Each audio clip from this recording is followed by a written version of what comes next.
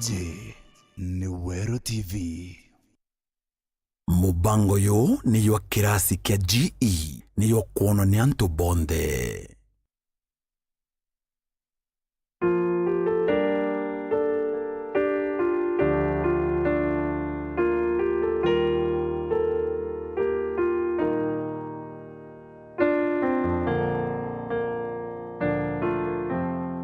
How are you, everyone? This is a lovely opportunity we have to share the Word of God. I'm Rugoro Maina, Faith Family Chapel Moranga, and I thank God for the privilege to speak and share from the Word of God. Let us pray. Oh God, I thank you because you are the God of truth. And thank you because as we share from your Word, the Holy Spirit is breathing and releasing light and causing us to grasp it and to create room for the word in our hearts, for our personal transformation and even transformation of those around us. We honor and give you glory and welcome you, Spirit of Truth. In Jesus' name we pray. Amen. I'm going to speak about the Holy Spirit. He is the Spirit of Truth. That is how Jesus called him. And I know when I mention truth, we are living in times where truth is not very appreciated. There is a lot of relative truth. There is what some people even call my personal truth, which doesn't have to be necessarily your truth. And so I know Martha's truth is timely. I believe this is what we need to grasp today. We keep talking about speaking the truth and doing the right and the truthful thing. But I believe there is a place for all of us to understand from Scripture what truth is all about. There's a verse in the book of Galatians chapter 4, verse 16. And Paul is writing to the Galatians and asking them, have I now become your enemy because I tell you the truth? Have I become your enemy because I tell you the truth? We see even from Scripture days, there was that place where not everyone was willing to embrace truth.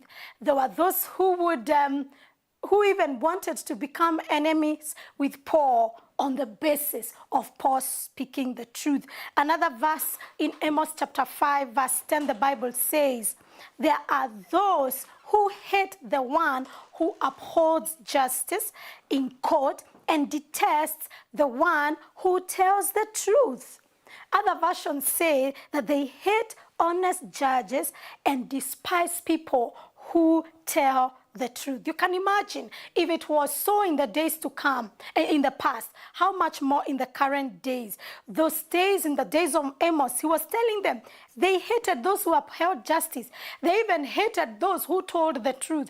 And I can tell you, even today, there are many people who can't confront truth because, like they said, truth hurts. But for me, I beg to say that truth gives light. And I think this is a time for us to embrace the truth because there's so much lies, there's so much error, and there's so much deception where you are. I also pray that we will not be like the people who the Bible talks of in 2 Timothy verse 7 and verse 8. The Bible says that they were ever learning and never able to come to the knowledge of the truth. And the example given in verse 8 is Jannes and Jambres have resisted Moses. So do these people resist the truth. So we are seeing, even in the New Testament times, in the experience of Paul, people who resisted truth. They are learning, yes, but the reason they will never come to a knowledge of the truth is because they resist that truth. Jesus said, the truth shall set you free. You shall know the truth, and the truth shall set you free. How does truth set you free?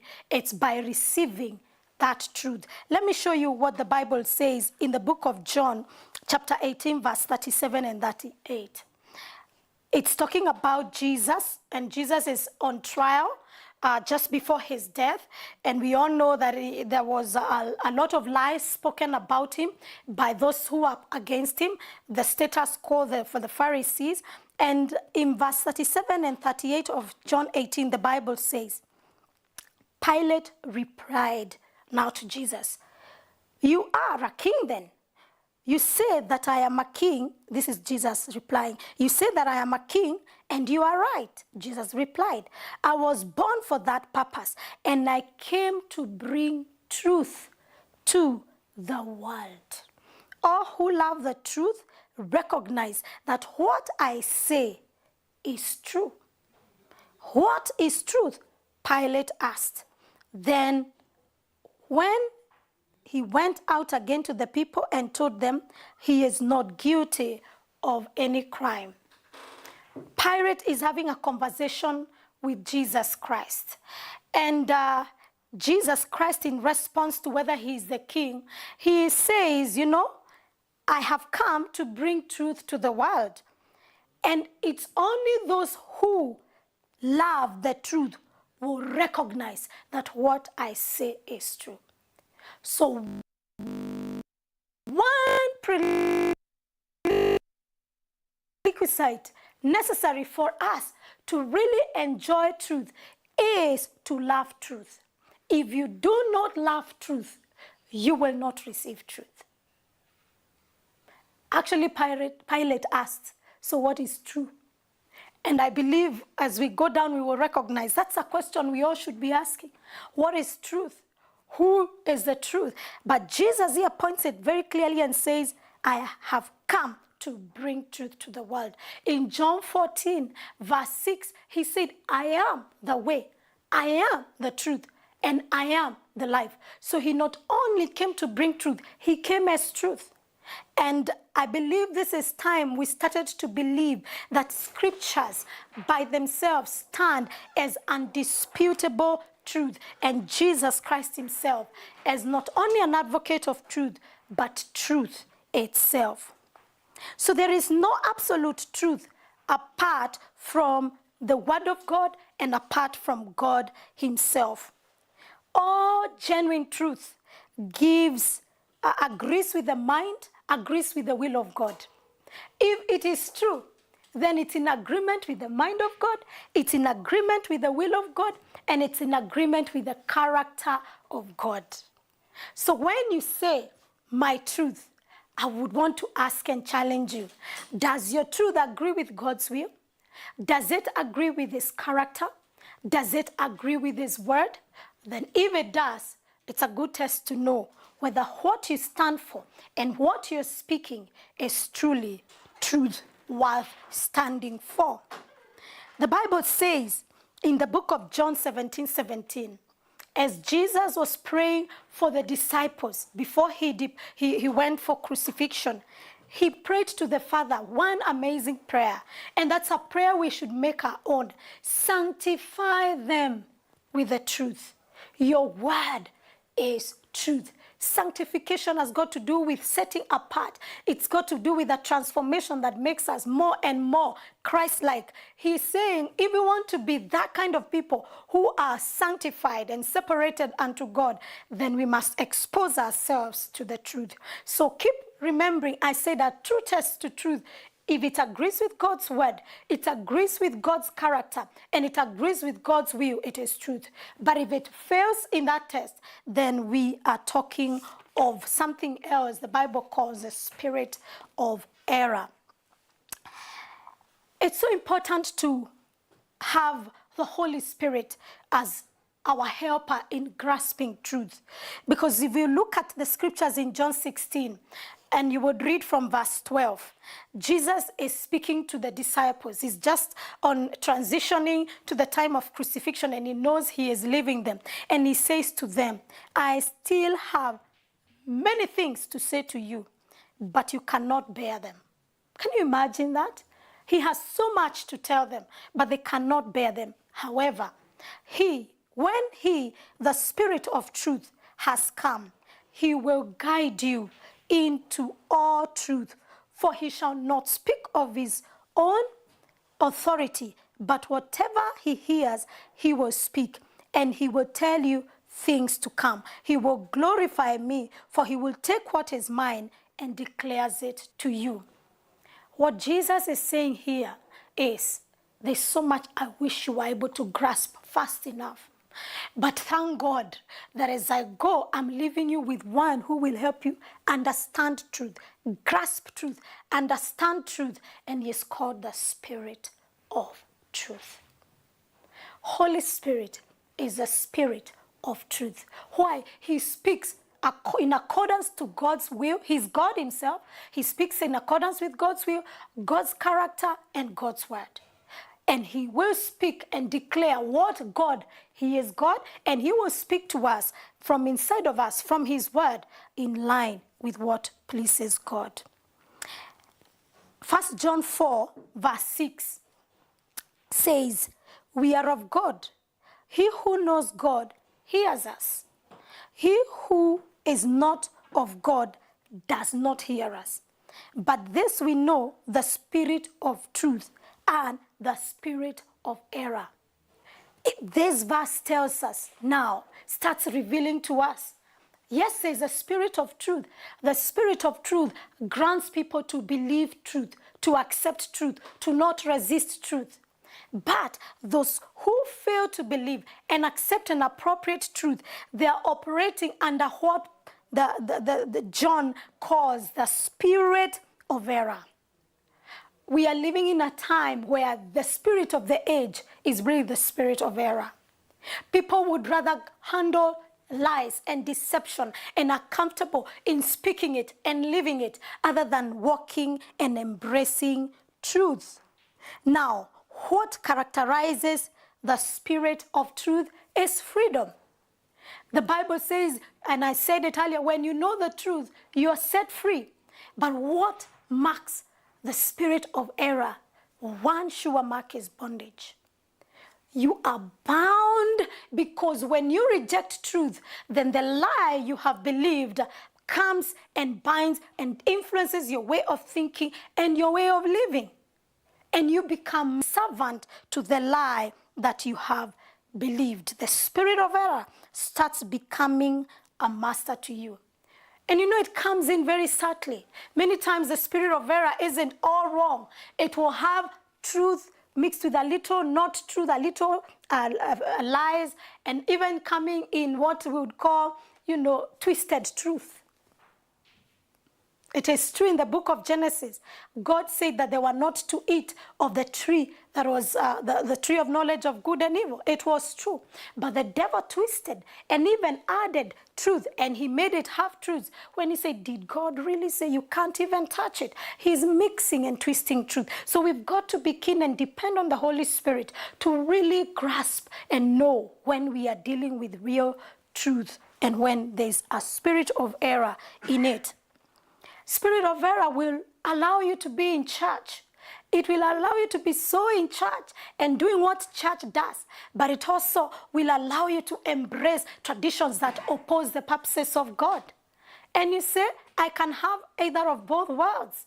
I am a Christian, but I can live of the world. And the truth they will give you is, this is the error of grace. Yes, but the error of grace does not permit us to live as in the place of compromise. Indeed, the error of grace gives us ability to live above sin. But the spirit of error twists truth and adds a little truth there, but a lot of error there. And you all know that even when we have to take medication, many times when it's so bitter, they will add a little sweetness to it so that it's palatable. That's the same thing with the spirit of error.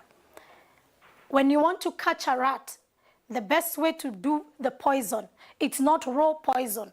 You will add a little food to it so that it's palatable. We must allow the Holy Spirit to reveal to us when poison is coming to our way, but it's coated as a plate to eat from. And I believe God is giving you an understanding. You know, you cannot be, for example, in church and you're still consulting witchcraft. That's a spirit of error. It is a spirit of error. Oh, I will go, I'll hear from the spirit of truth, but let me hear what the spirit of the world is saying. May the Spirit of truth grant us freedom and grant us peace and clarity and an ability to discern when falsehood and error is coming our way. You see, it has been so sad to see those who've embraced the spirit of error, the consequences it has brought them. For some, the spirit of error has literally taken them out from the presence of God. They knew the Lord, but now they have embraced a lie. And Paul had this experience when he writes to Timothy in 2 Timothy 4:10. And I can almost feel the tone he had. It was a sad tone. He says, "For Demas has forsaken me, having loved this present world, and has departed for Thessalonica." Demas had come to love the present world, meaning he had departed from a place where he loved to walk in truth, and he had now forsaken pursuing truth together with Paul. And so a lot of worldliness is really geared and led by the spirit of error. You cannot love both the world and love the Lord. It's like you cannot have the both of the best of both. No, but there's the best of one. When you choose the kingdom of light, you can enjoy the best of truth, because truth liberates. I've seen families broken because of the spirit of error. You believed a lie. You believed, yes, it's true, families are breaking over error. I believe something different from what is really true.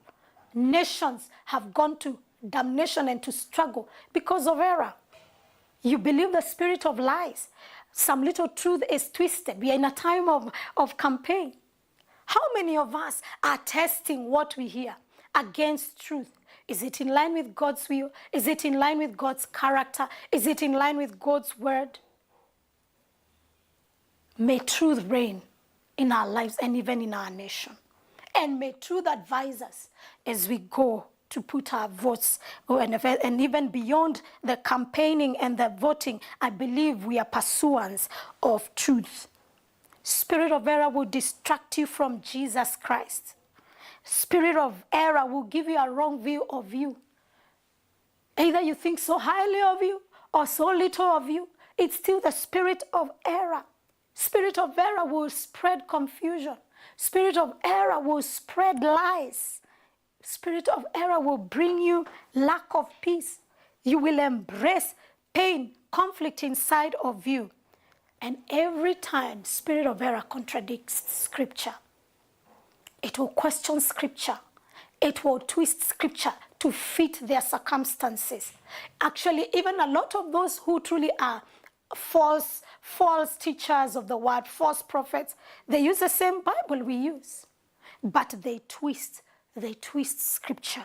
And there's that contradiction of truth that we cannot permit, and we need to therefore embrace the spirit of truth. I would want us to look at the Bible in the book of John, chapter 14, and I'll look at it from scripture 14 and verse 17. And I'll begin from 16. Jesus speaking, "I will pray to the Father, and he will give you another helper, that he may abide with you forever. The Spirit of truth, whom the world cannot receive, because it neither sees him nor knows him, but you know him, for he dwells with you and will be with you." Jesus is telling his disciples something very interesting. Though I go, you're not left without help. You will receive helper, and the helper is in capital H, because it's a person, Holy Spirit, the Spirit of truth, called a helper. He is called a helper, and then he says, the Spirit of truth will dwell within us, and he will reveal all truth. And he says, not everyone will receive truth. The world will not receive truth. The world will reject truth. And then he lets them realize that when he dwells within you, then you allow him to teach you and to reveal to you all truth. There are many ways that we can enjoy walking in the spirit of truth. One of them is to believe in the absolute truth of Scripture.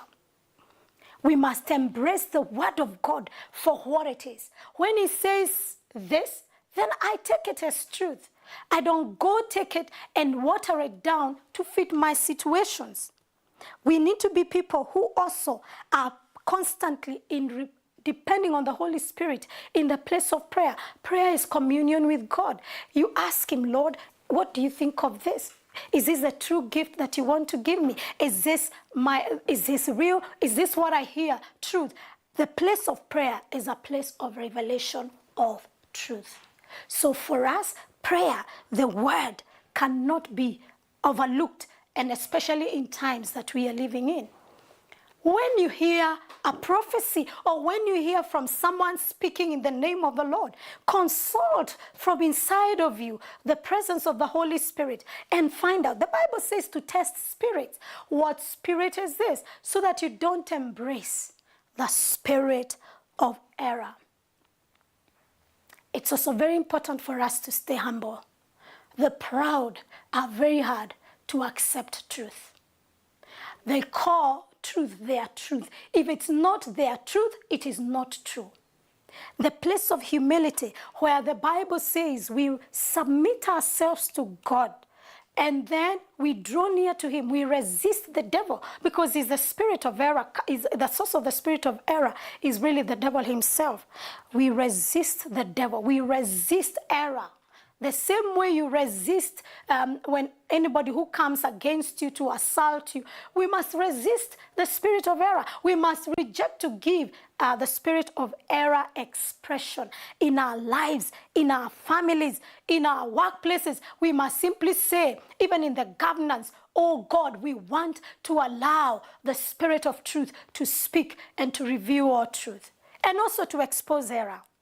Because it cuts both ways. It's the spirit of truth who reveals and exposes error.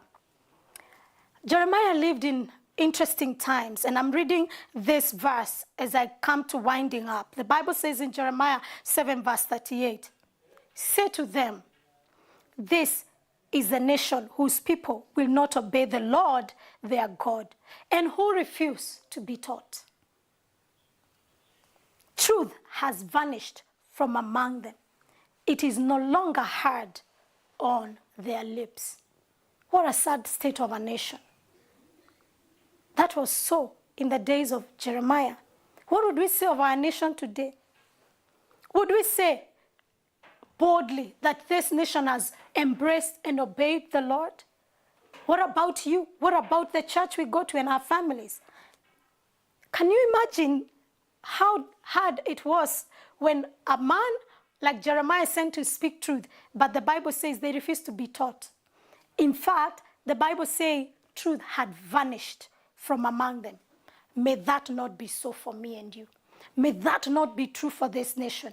And if it has reached a place it is true, then it's time for us to stand and start declaring and speaking by the power of the Spirit of truth to bring back sanity. Because the liberty that comes from truth is what we need. We need to advise, the Spirit of truth to advise on how to spend money.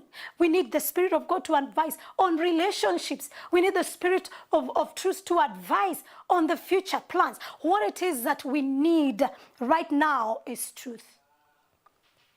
I pray that your lips and mine will not be spoken of as having no more truth. We speak truth, and then as you speak it from the heart, you live out that truth. And then we practice truth. May the law of truth govern our mouths. I want to give us this challenge. When a thought comes to mind, when a decision comes and you're speaking with your friends, start weighing it and asking Holy Spirit, the Spirit of truth, is this truth that I should embrace, or this is error that I should stand opposed to? I believe that's a good challenge to begin with. I want us to get to a time of prayer. And as I make this prayer, I want us to repent and ask God to forgive us. For many times we've walked in error, we've embraced error, and then now we want to welcome the Spirit of truth. He will reign and he will rule and he will advise, he will lead. He will never lead you to error. He will lead you into all truth. Let us pray. Lord, I thank you because when you left earth in person, you left us with a helper, the Holy Spirit, who you called the Spirit of truth. Because you knew very well that there was abounding error that would be released by the spirit of error, so that people would rather embrace a lie than truth. But thank you for the helper in the Holy Spirit. I ask that you forgive every single one of us, and even as a nation, in every place we've embraced lies, we've embraced the spirit of error, we've hosted the spirit of error, in every way we've propagated the spirit of error, and in every way our lips and our actions have proved that the operating spirit is the spirit of error. We ask that there is forgiveness of sin and that there is grace and mercy to turn our back to the spirit of the age that causes error to look like it's the good and the truth, and that our eyes will be flooded with light, and that we will see truth. When we see truth, we will know it. When we hear truth, we will know it. When we hear and we see and we live, it shall be advised by the spirit of truth. I pray that you will grant us to love the truth, because the Bible said that those who love the truth shall know the truth. I pray that in those places we've allowed truth to vanish from among us, there's a turning around, that there's an awakening to a place where we realize how much we need truth. I pray in the name of Jesus that the spirit of truth is invited in lives, in homes, in churches, in the cities, in governance, in policy making. We invite you, Holy Spirit, as the spirit of truth, that you will work in our individual lives, into our families, even in the politics of the land. Oh, we pray that error will be exposed and error will be shunned. We thank you that you hear us and you answer us beyond our wildest imagination. And we give you all the glory and the praise and the honor. In Jesus' name, we pray with thanksgiving. Amen, amen, and amen. The Lord bless you and keep you. The Lord make his face shine upon you, be gracious to you and give you peace. And may you know the joy of walking in the spirit of truth. Amen.